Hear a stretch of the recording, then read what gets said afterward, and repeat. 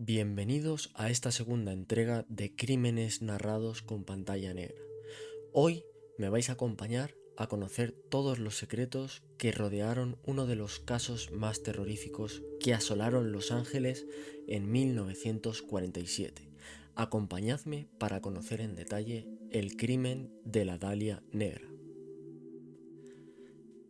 Era la mañana del 15 de enero de 1947.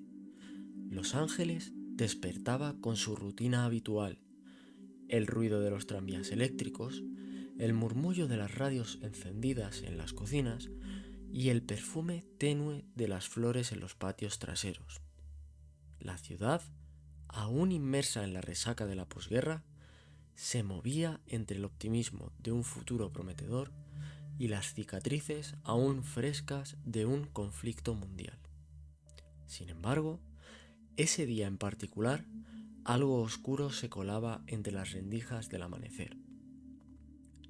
En el barrio de Leimert Park, una joven madre llamada Betty Bersinger caminaba junto a su hija de 3 años por la avenida South Norton, cerca de la intersección con la calle 39. Planeaba hacer unas compras en una tienda cercana, una tarea mundana que jamás imaginó quedaría grabada para siempre en los anales de la historia criminal estadounidense. Mientras avanzaba por la acera, su mirada se desvió hacia un terreno baldío cubierto de maleza. A primera vista, lo que captó su atención parecía un maniquí roto, quizá abandonado por algún escaparate o por alguna broma de mal gusto. Pero a medida que se acercaba, un escalofrío comenzó a treparle por la espalda. Aquello no era plástico. Aquello no era una broma. Lo que yacía frente a ella era el cuerpo de una mujer joven, completamente desnudo, cortado limpiamente por la mitad a la altura de la cintura, sin una sola gota de sangre alrededor. La piel tenía un tono blanco espectral, como si hubiera sido drenada de toda vida.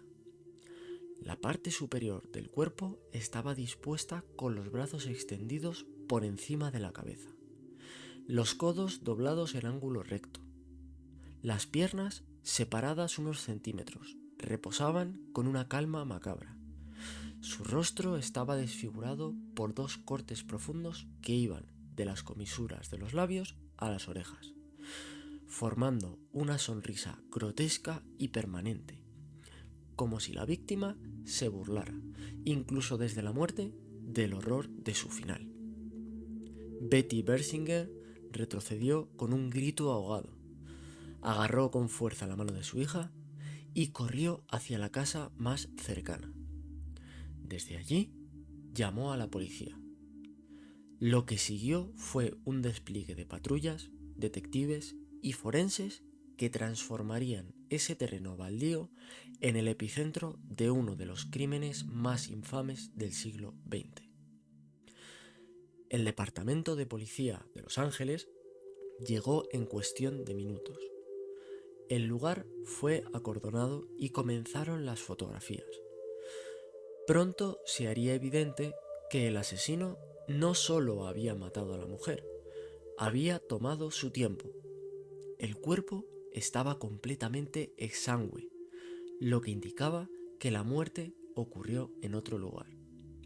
No había sangre, ni huellas, ni signos de lucha en el terreno. La víctima había sido lavada y cuidadosamente colocada, como si su presentación fuera parte del mensaje. El asesino, sin duda, había querido que la encontraran así. Los detectives que se acercaron a la escena quedaron impresionados, no solo por la brutalidad del crimen, sino por su frialdad metódica. Había señales de ataduras en las muñecas y tobillos. El cuerpo presentaba hematomas por todo el torso, indicativos de una paliza prolongada.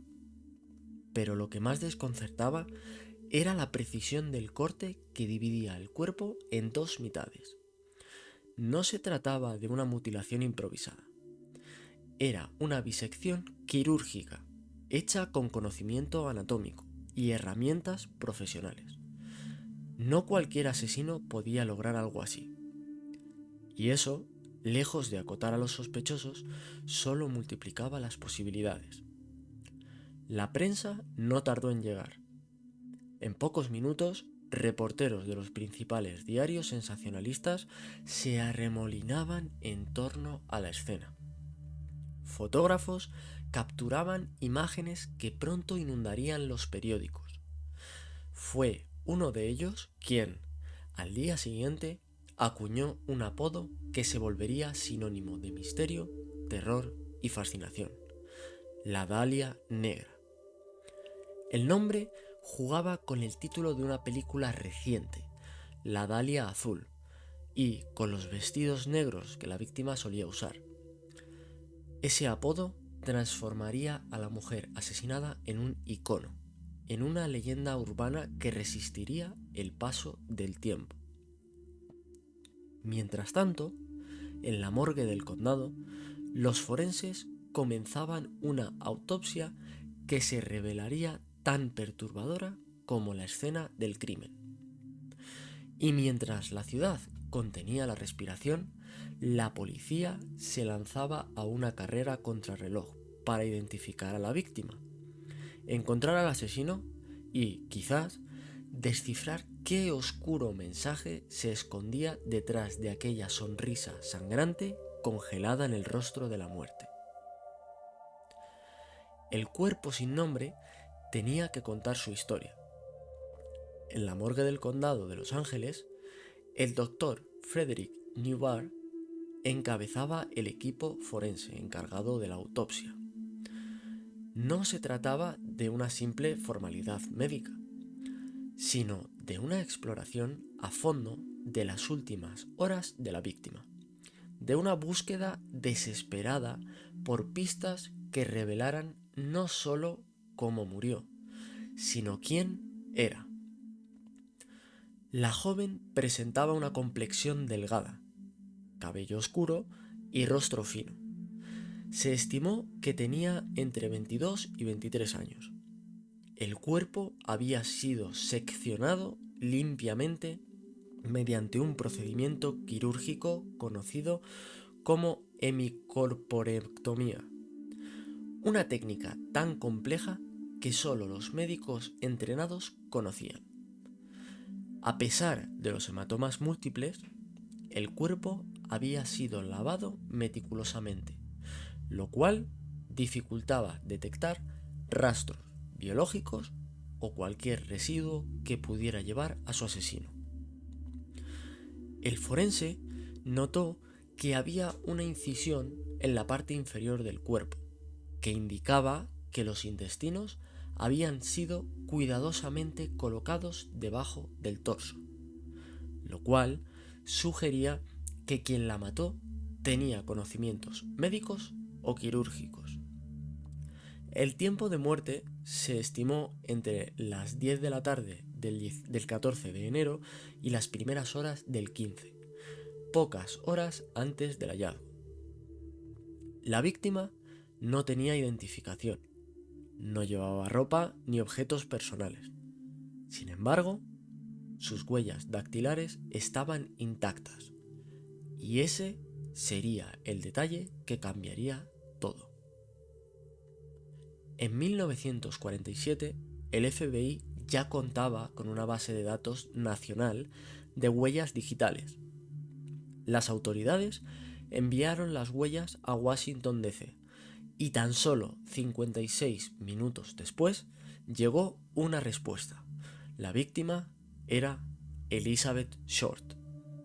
Elizabeth había sido arrestada anteriormente por beber siendo menor de edad, lo cual permitió que sus huellas estuvieran registradas. Tenía 22 años. Había nacido en Massachusetts el 29 de julio de 1924 y tras una vida errante entre la costa este y la oeste, se había instalado en California en busca de una carrera en el cine. Como muchas jóvenes de la época, soñaba con ser actriz. Su belleza llamaba la atención y no pasaba desapercibida, pero detrás de su apariencia encantadora se escondía una vida plagada de sombras, rechazos y sueños rotos. Elizabeth Short se había convertido en una figura habitual del Boulevard de Hollywood, asistiendo a fiestas, buscando oportunidades, relacionándose con militares y actores, pero sin conseguir nunca un papel relevante.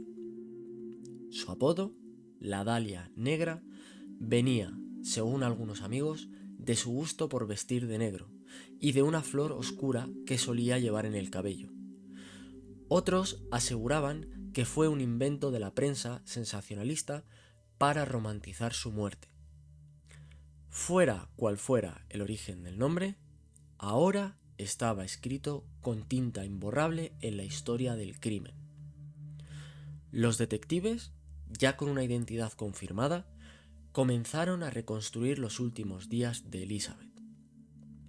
Había sido vista por última vez el 9 de enero en el Biltmore Hotel del centro de Los Ángeles.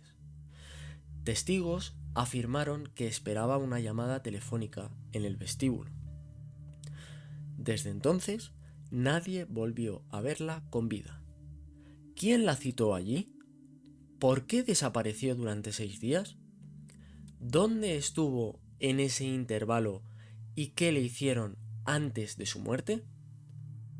Las preguntas se multiplicaban y con ellas la presión mediática. Elizabeth Short no era solo una víctima más. Su caso había despertado la fascinación pública y ahora cada detalle de su vida comenzaba a ser diseccionado en los periódicos. Algunos medios la retrataban como una mujer promiscua, otros como una inocente soñadora. Entre tanto sensacionalismo, la verdad comenzaba a difuminarse. Pero una cosa estaba clara: Elizabeth Short había sido brutalmente asesinada. Y su asesino no solo había acabado con su vida, sino que había hecho de su muerte un espectáculo grotesco. La policía lo sabía, y también sabía que este no era un crimen cualquiera. Detrás de aquella sonrisa forzada había un mensaje, y alguien tenía que descifrarlo. El último día que alguien vio con vida a Elizabeth Short fue el 9 de enero de 1947. Fue en el elegante vestíbulo del Biltmore Hotel, en el centro de Los Ángeles. Estaba esperando una llamada. Vestía de negro, como era habitual en ella, con ese aire enigmático que parecía envolverla, como si supiera que cada mirada se posaba en ella, por algo más que belleza. Había quedado para verse con alguien, pero ese alguien nunca apareció. O tal vez sí, y esa fue la última persona que la vio con vida. Desde ese momento, Elizabeth desapareció. Se esfumó del mapa como si la ciudad entera la hubiese tragado. 6 días sin rastro. 6 días de misterio. 6 días que serían clave para entender qué ocurrió y por qué su cuerpo apareció brutalmente mutilado en un terreno baldío, como un mensaje críptico dejado por un asesino con sed de protagonismo. La policía rastreó cada testimonio, cada movimiento, cada contacto que tuvo Elizabeth antes de su desaparición. Se supo que en los días previos había estado buscando trabajo, durmiendo en casa de conocidos, deambulando por cafeterías y bares, siempre en busca de un refugio, una promesa, una oportunidad que la sacara de la incertidumbre. Algunos testigos afirmaron haberla visto en compañía de hombres, a veces militares, a veces ejecutivos de dudosa reputación, pero nada era concluyente. Nadie sabía con certeza dónde pasó la noche del 9 al 10 de enero, ni la del 10 al 11, ni las siguientes. Los rumores no tardaron en propagarse como un incendio. Que había sido secuestrada, que se había unido a una red de prostitución clandestina, que estaba implicada en juegos sexuales extremos, que había chantajeado a algún hombre poderoso. Cada teoría más turbia que la anterior. La prensa sensacionalista, hambrienta de titulares, comenzó a construir un personaje: la Dalia Negra, la mujer fatal, la aventurera nocturna, la chica peligrosa. Pero detrás de ese personaje mediático había una realidad mucho más compleja. Elizabeth era una joven sin hogar estable, sin ingresos, con aspiraciones frustradas y una soledad que se le pegaba a la piel como un abrigo invisible. La investigación reveló que había escrito varias cartas a su madre en Massachusetts, contándole que estaba trabajando en Hollywood, que le iban bien las cosas, que pronto tendría un papel importante. Todo era mentira. Eran cartas llenas de esperanza fingida, una manera de no preocupar a su familia, de mantener viva la ilusión de que algún día lo lograría. Pero la realidad era otra. Vivía de la caridad de extraños, durmiendo en sofás, comiendo lo que podía, atrapada en una ciudad que prometía mucho y daba poco. Los investigadores trataron de reconstruir hora por hora esos días perdidos, pero era como armar un rompecabezas con piezas de otro juego. Cada pista parecía conducir a un callejón sin salida. Un testigo afirmaba haberla visto en Long Beach, otro decía haberla visto en San Diego. Incluso surgió un informe que aseguraba que estuvo en una fiesta en Hollywood Hills la noche del 12 de enero. Ninguno pudo ser confirmado. Elizabeth era un fantasma moviéndose entre las sombras de Los Ángeles. Fue en ese clima de confusión y desesperación que comenzaron a surgir llamadas anónimas. Algunas eran de bromistas, otras eran amenazas veladas. Una en particular llamó la atención. Un hombre, con voz calmada, llamó al editor del Los Angeles Examiner y dijo que tenía información sobre el asesinato. Prometió enviar pertenencias de la víctima como prueba. Días después, efectivamente, un paquete llegó a la redacción. Contenía el certificado de nacimiento de Elizabeth, fotografías personales, una libreta de direcciones con páginas arrancadas y una tarjeta de presentación. Todo cuidadosamente desinfectado con gasolina para eliminar huellas. Todo con un mensaje implícito: estoy jugando con ustedes. Esa fue la primera vez que el asesino tomó protagonismo. No se conformó con matar. Quería atención. Quería participar del espectáculo mediático. Y parecía disfrutar cada segundo. Los detectives Hansen y Brown sabían que se enfrentaban a un criminal meticuloso, inteligente, posiblemente con conocimientos médicos y una necesidad patológica de control. Los días perdidos de Elizabeth Short eran el epicentro del misterio. ¿Dónde estuvo? ¿Con quién? ¿Qué le hicieron durante ese tiempo? La autopsia indicaba que había sido torturada durante varias horas, posiblemente días. Las marcas en su cuerpo, las quemaduras de cigarro, los cortes, todo hablaba de un tormento prolongado. No fue un crimen pasional, fue una ejecución planeada con perversidad clínica.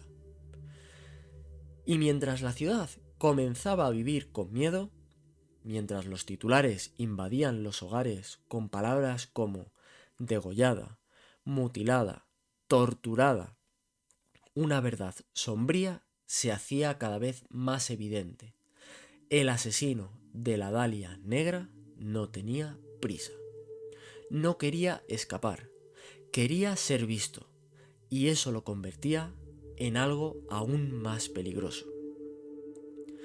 La mañana del 24 de enero de 1947, menos de 10 días después del hallazgo del cuerpo, un paquete llegó a la redacción del Los Angeles Examiner. Estaba envuelto en papel marrón y llevaba escrito, con letras recortadas de periódicos, el mensaje: aquí tienen las pertenencias de la Dalia Negra. Dentro había una serie de objetos personales de Elizabeth Short: un recibo de hotel, algunas fotografías, su certificado de nacimiento, una agenda con varias páginas arrancadas, como hemos comentado antes. Todo había sido limpiado. Era una provocación, una burla, una declaración de poder. El asesino no solo había arrebatado una vida con una crueldad meticulosa, sino que ahora jugaba con la policía y con los medios, alimentando el morbo público. Se convertía en director de su propio espectáculo macabro, y el escenario era toda la ciudad de Los Ángeles. El paquete fue analizado cuidadosamente. No se hallaron huellas válidas. La gasolina había hecho su trabajo. Sin embargo, uno de los sobres tenía una impresión parcial, aunque demasiado borrosa para identificar a alguien. Aún así, la policía mantuvo la esperanza de que aquel juego del gato y el ratón pudiera llevarlos, con el tiempo, al asesino. El miedo comenzaba a propagarse. La prensa intensificaba la cobertura y el caso se convertía en el centro absoluto de la atención mediática. Las mujeres en Los Ángeles empezaron a mirar por encima del hombro, con recelo, a cada hombre que cruzaba su camino. El asesino andaba suelto, observando, quizás entre ellos, y entonces comenzaron las cartas. Varias misivas llegaron a la policía y a los periódicos, algunas mecanografiadas, otras escritas a mano, todas firmadas con distintos alias: el vengador de la Dalia, el asesino de la flor negra, amo a la Dalia y por eso la maté. Algunas estaban claramente escritas por fanáticos o bromistas morbosos, pero había otras más precisas que parecían tener conocimiento de detalles no revelados al público. Una carta en particular, recibida a finales de enero, decía: he decidido entregarme el 29 de enero. He dejado instrucciones, pero si no me detienen, seguiré matando. Era un anuncio inquietante. Se desplegó una vigilancia intensiva. Se revisaron cientos de pistas. Se detuvieron sospechosos. Pero el día prometido pasó y no ocurrió nada. El asesino no apareció. El asesino sabía cómo manipular a la opinión pública. Sabía el verdadero poder no estaba en cometer el crimen, sino en dominar la narrativa posterior. Y en eso era un maestro. Mientras tanto, la ciudad ardía en rumores. Se hablaba de conspiraciones, de corrupción policial, de poderosos protegiendo a uno de los suyos. El caso se volvía más que un asesinato. Era una herida abierta en el corazón de una ciudad que se construía sobre apariencias brillantes y secretos oscuros. El asesino se había burlado de todos y estaba disfrutando cada segundo. La lista de sospechosos crecía como una maraña imposible de desenredar. Cientos de hombres fueron interrogados, algunos con antecedentes, otros por simples coincidencias. La policía seguía cualquier hilo que pudiera conducir al culpable, pero cada pista parecía más turbia que la anterior. Uno de los primeros nombres que surgió fue Robert Red Manley, un vendedor de cosméticos casado que había sido la última persona confirmada en ver con vida a Elizabeth. Él mismo se presentó ante la policía cuando el caso salió a la luz. Confesó haber pasado la noche del 8 de enero con ella en un motel en San Diego, pero negó cualquier implicación en su desaparición. Dijo que la había dejado en el Biltmore Hotel la tarde del 9 y no volvió a verla. La policía lo sometió al detector de mentiras. Lo interrogaron durante días. Incluso lo internaron en un hospital psiquiátrico durante semanas. Pero no había pruebas sólidas contra él. Lo dejaron libre. Red Manley moriría años después, siempre bajo la sombra de la sospecha, aunque nunca fue formalmente acusado. Luego estaba Mark Hansen, propietario del Florentine Gardens, un club nocturno donde Elizabeth solía frecuentar. Él le había ofrecido hospedaje en varias ocasiones y, según algunos testimonios, también le habría hecho propuestas que ella rechazó. Cuando se encontró la agenda de Elizabeth, su nombre figuraba en ella, lo que intensificó la atención. Pero, una vez más, no había pruebas concluyentes. Hansen colaboró con la policía, pero siempre bajo una niebla de ambigüedad. También se investigaron a cirujanos, militares, trabajadores del cementerio, incluso a un estudiante de medicina que desapareció misteriosamente poco después del crimen. Cada uno tenía algo que parecía encajar: conocimientos médicos, conexiones con Elizabeth, comportamientos erráticos, pero cada vez que la policía creía tener algo sólido, la verdad se escurría entre los dedos. Uno de los sospechosos más inquietantes fue un médico retirado llamado George Hodel. Su nombre no aparecería públicamente en las investigaciones hasta décadas después, pero en los archivos internos de la policía ya se hablaba de él con creciente inquietud. Tenía conocimientos médicos, una personalidad manipuladora y un pasado envuelto en sombras. Pero en 1947 las conexiones eran todavía débiles. Solo más adelante se convertiría en el principal sospechoso para muchos. La falta de tecnología forense era un enemigo silencioso. En un tiempo donde el ADN no existía y las huellas eran el único vestigio físico útil, un asesino meticuloso como el de la Dalia Negra tenía la ventaja. Y mientras tanto, el tiempo pasaba. Los testigos olvidaban, los recuerdos se distorsionaban y el asesino se alejaba. Mientras la investigación se estancaba, Los Ángeles se transformaba. El caso de la Dalia Negra no solo había estremecido a la ciudad, la había infectado. Cada calle, cada esquina, cada rostro en la multitud parecía esconder un secreto.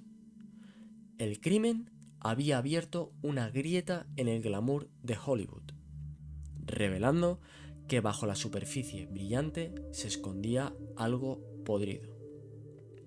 Los medios continuaban escarbando en la vida de Elizabeth. La presentaban como una mujer ambigua. Para unos, una joven ingenua con sueños de estrella. para otros una femme fatale que coqueteaba con el peligro. Las contradicciones abundaban. Cada periódico daba una versión distinta, moldeando su figura según la necesidad del titular. Pero mientras la víctima era devorada por la maquinaria mediática, nadie parecía hablar del asesino. Era como si la culpa, de algún modo retorcido, estuviera siendo redirigida a ella, a su forma de vestir, a sus amistades, a sus aspiraciones. El crimen se convirtió en un espectáculo. Se escribieron canciones, se produjeron obras de teatro y con el tiempo, películas. La imagen de Elizabeth Short, con su pelo negro y labios oscuros, se volvió un símbolo del lado más oscuro de la fama. Y quizás eso era lo más perturbador, que el asesinato no solo había quitado una vida, sino que la había transformado en mercancía. Elizabeth Short dejó de ser una persona para convertirse en una figura trágica, una obsesión colectiva. Los Ángeles nunca volvió a ser la misma. El caso de la Dalia Negra dejó una cicatriz en su historia, una herida que aún hoy supura misterio. Conforme avanzaban los meses sin respuestas, comenzaron a circular rumores cada vez más inquietantes.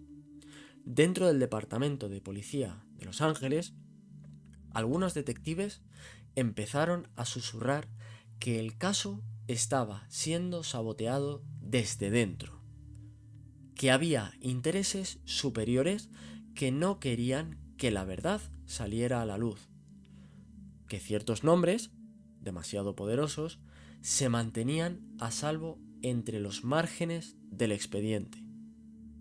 El caso de la Dalia Negra, con su notoriedad creciente y su brutalidad sin precedentes, se convirtió también en un campo de batalla político.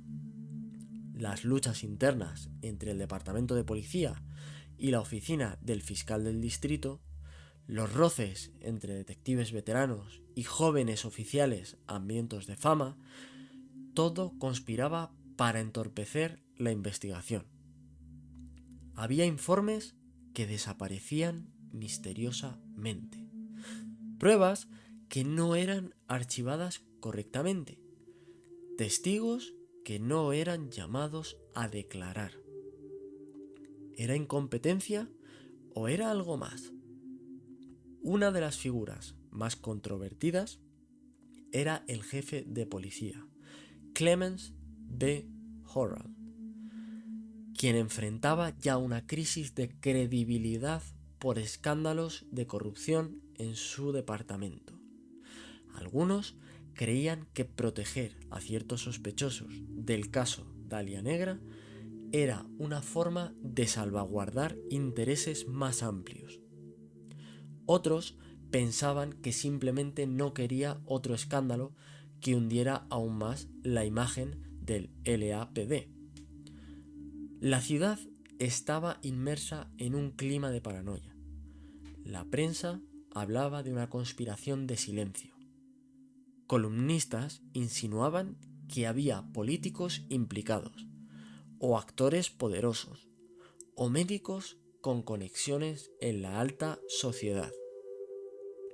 Pero nadie se atrevía a señalar con el dedo. El caso se estaba volviendo intocable, inmanejable, radioactivo. Elizabeth Short, mientras tanto, era utilizada como un símbolo, como un arma arrojadiza, como una excusa para vender periódicos o ganar poder. Ya no era la joven de ojos verdes y voz suave que soñaba con actuar en la gran pantalla. Se había convertido en un nombre, una silueta recortada en la oscuridad, un reflejo de todo lo que la ciudad quería esconder. El asesino, mientras tanto, seguía libre, observando, tal vez sonriendo al ver cómo todos se devoraban entre sí en su nombre. Décadas después del crimen, cuando el caso ya parecía enterrado bajo capas de mitos, rumores y frustración, un nuevo nombre emergió con fuerza desde las sombras del pasado: George Hodel. Era un médico brillante, excéntrico, influyente. Había vivido en una mansión diseñada por el arquitecto Lloyd Wright, en el barrio de Los Feliz, una casa conocida por sus pasillos laberínticos y su extraña energía. Durante años, Hodel había sido investigado por abuso sexual, tráfico de influencias y actividades clandestinas. Incluso fue sospechoso en otros casos de muerte inexplicable, pero siempre salía ileso. Lo que cambió el juego fue su propio hijo, Steve Hodel. Steve era un detective retirado de la policía de Los Ángeles y, tras la muerte de su padre en 1999, comenzó a revisar los archivos personales que dejó atrás. Lo que encontró lo dejó paralizado. Fotografías de mujeres que se parecían demasiado a Elizabeth Short, cartas extrañas, recortes de periódicos y una serie de grabaciones ocultas, realizadas por la propia policía, que revelaban algo aún más escalofriante. En 1950, sin hacerlo público, el Departamento de Policía de Los Ángeles colocó micrófonos ocultos en la casa de George Hodel como parte de una investigación secreta. En una de las cintas se escuchaba a Hodel decir: «Suponiendo que maté a la Dahlia, no pueden probarlo ahora. No pueden hablar con mi secretaria, porque está muerta». La grabación parecía sacada de una novela negra, pero era real. Y la secretaria, a la que hacía referencia, había muerto en circunstancias extrañas, justo cuando iba a testificar en su contra. Steve Hodel se sumergió en una investigación de años, publicando libros, entrevistando testigos, reconstruyendo la vida de su padre pieza por pieza. Y lo que encontró fue aterrador. Conexiones con el mundo del arte surrealista, vínculos con círculos elitistas y una historia de abusos y secretos que convertía a su padre en el sospechoso perfecto. Médico con conocimientos quirúrgicos, con contactos para encubrir sus actos y con una personalidad narcisista y dominante que encajaba con el perfil del asesino. Sin embargo, aunque la evidencia circunstancial era abrumadora, nunca hubo pruebas concluyentes. George Hodel murió sin ser acusado formalmente. Su figura se convirtió en el centro de teorías, documentales, novelas. El asesino ideal, pero inalcanzable. Y así, la posibilidad más aterradora emergía: que el asesino de la Dahlia Negra no solo había escapado, sino que había vivido entre los poderosos, protegido, respetado, intocable. A medida que los años se acumulaban, el caso de Elizabeth Short dejó de ser solo un crimen sin resolver.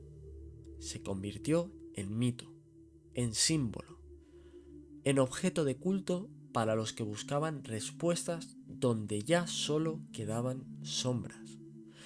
En cada generación, investigadores aficionados, escritores, cineastas y obsesivos anónimos se sumergían en los detalles del caso, como si fuera un laberinto sin salida.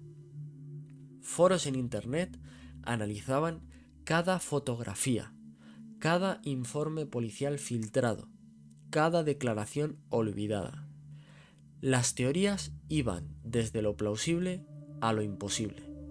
Redes de trata, rituales satánicos, espías, experimentos médicos, todo era válido cuando la verdad se mostraba tan esquiva.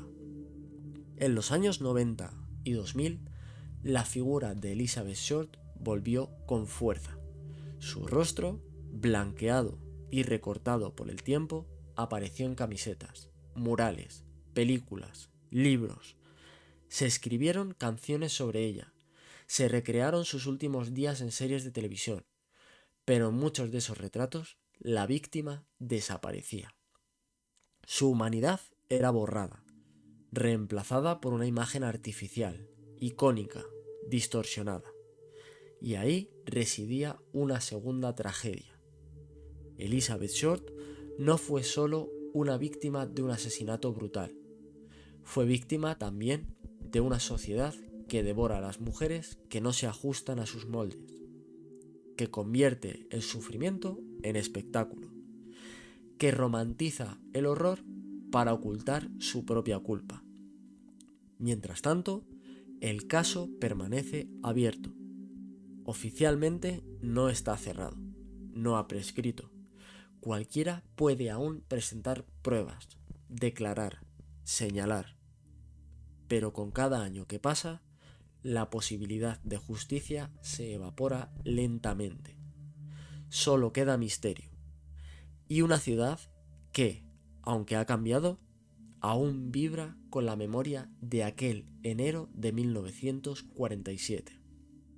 Porque la historia de la Dalia Negra no terminó con su muerte, comenzó ahí.